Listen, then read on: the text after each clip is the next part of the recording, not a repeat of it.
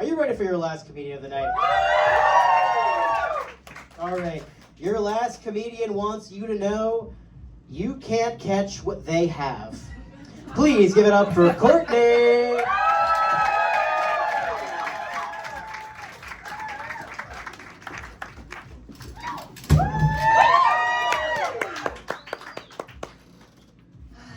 Okay, we'll address the elephant in the room. My tits are amazing.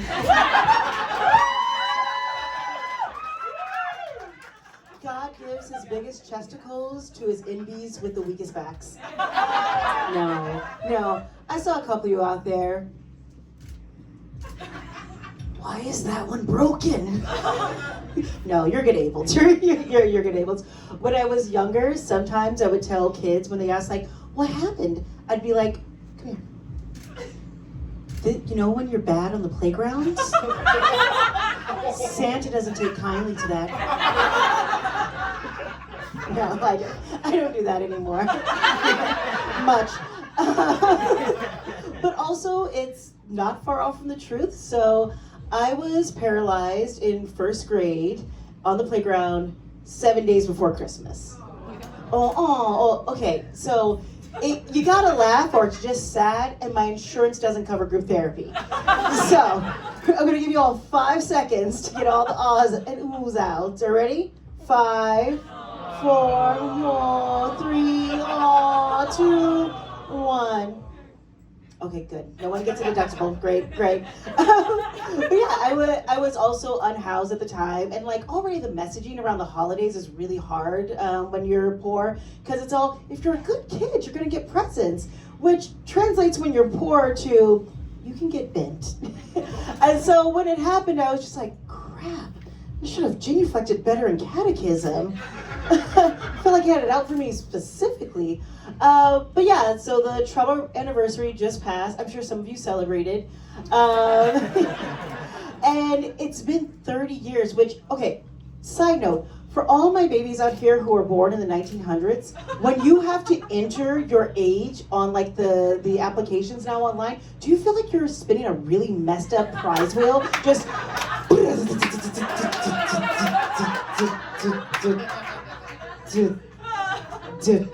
you in indigestion. No, so I'm from New Orleans, and when you were injured in the 90s in New Orleans, pre-Obamacare, what would happen is you'd go to Charity Hospital, and Charity Hospital is the kind of place that you would see on late night commercials asking for money in like a faraway land. Like, okay, let me paint you a picture.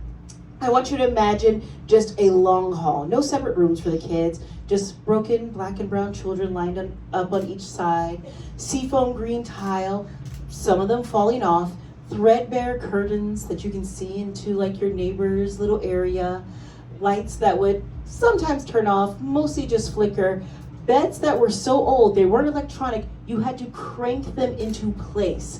Truly, at any moment, you're just waiting to hear from the rafters, in the arms of the angels, for just 35 cents a day. Oh God, thank God Katrina took it out. I mean, okay, that sounds bad. It's like public health care. But honestly, what the government failed to do, George W. Bush and Katrina stepped in like the shotgun of justice. So yeah, I'm injured right before Christmas, and of course, when it's things like that happen, people want to go around and they want to help others. They want to make them feel better, but because they want to help the less fortunate than them. And in my case, it was the Shriners. So they came to the hospital with their funny little hats and their big bag of toys. But it was the kind of toys where like it was just good enough to get credit, but not actual good toys. You know what I mean? Like crayons, where it's more wax than it is like color. So I'm watching them come up the beds, up my row, and I see a dump truck. They pull out paddleboard, bubbles, and they finally get to my bed, and they reach into their big red sack with the biggest smile and hand me a jump rope. And like I was a precocious kid. I loved to read. If I ran out of books, I'd read the dictionary. And I don't know if this taught me the definition of irony, but I sure as hell learned how to spot an asshole. But it's okay. Like when you come from low income families, you figure out how to like repurpose, make do. So it's okay. I use the jump rope as a noose. I'm sorry. No, I mean a lasso. Yes. Whenever the wheelchair would start to like get away from me in the hospital, I just round them up little doggies. But I mean, like one thing I definitely learned is that from the situations, beggars can be choosers. And also, as our patron Saint Luigi taught us last year, all it takes to radicalize you is back pain and dealing with the American healthcare system. So yeah, being poor, like I didn't quite learn the correct way to be disabled. Like I definitely learned how to be crippled. It's like, oh, can you sit up? Can you feed yourself? Get out of here. And so I feel like it's actually a benefit because I didn't learn the correct way to do things. So I just figured out it's like it wasn't why shouldn't I do that? I was like, how can I do that? And it's led me to some strange places and to some strange things. Like one of the things I don't do correctly is I tend to not sit in my wheelchair. If I was out there watching with you all in the audience, I'd probably be sitting in a normal chair next to you and switch out when I'm done. It also led me into going into skate parks in my wheelchair. So back when I was a girl, I was the first female wheelchair skater. Yeah, thank you. And one of my proudest moments was I competed in an event where everyone was able-bodied, and in the women's side of the competition, I came in top 10.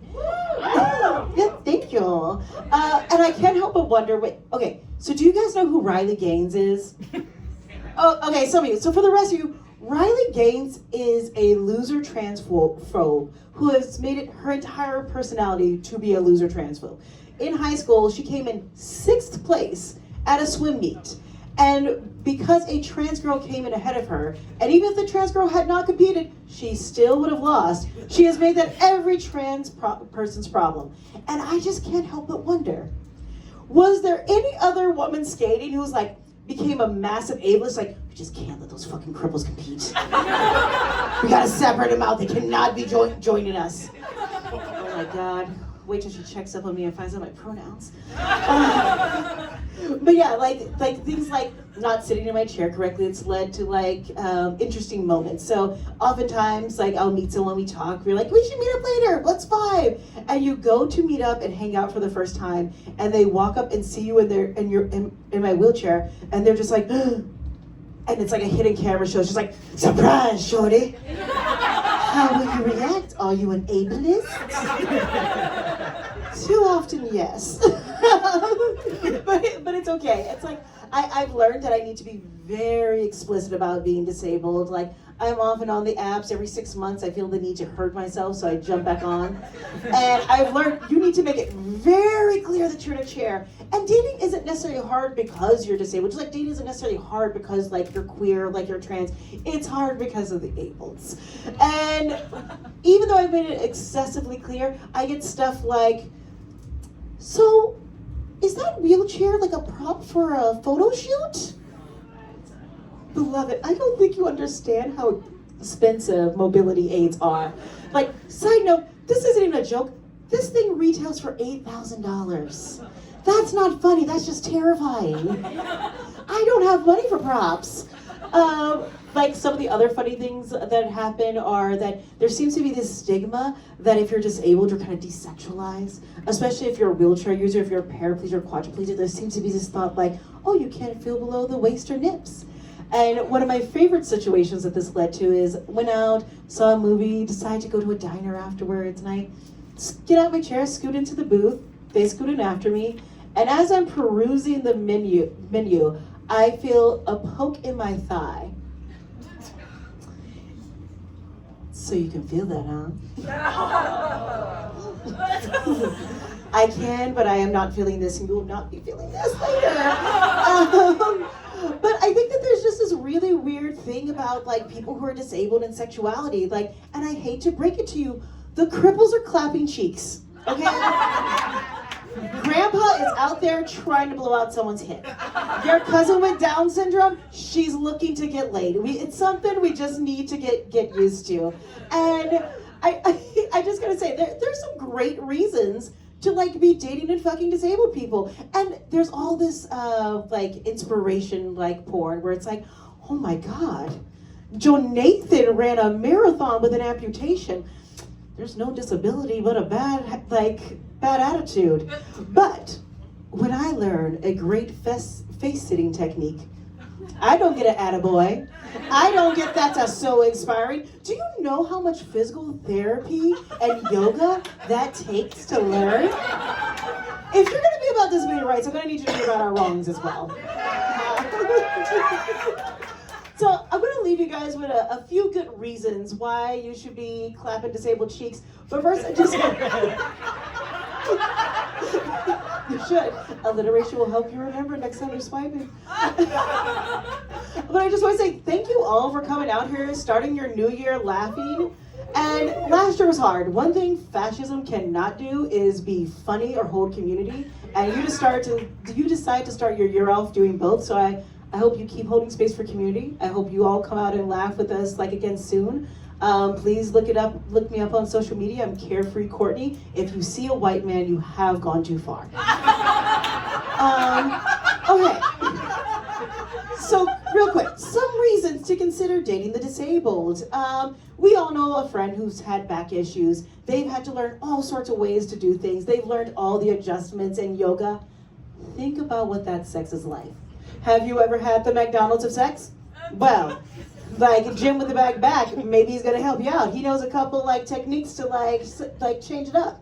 Like everyone's heard that sophomore joke where it's like, well, just write her name in cursive. Have you thought of dating someone who is deaf or hard of hearing? She will write you entire soliloquies down there. She will get you there. Are you into kink?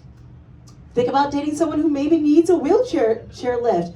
It is so hard as a renter to find a stud in the city.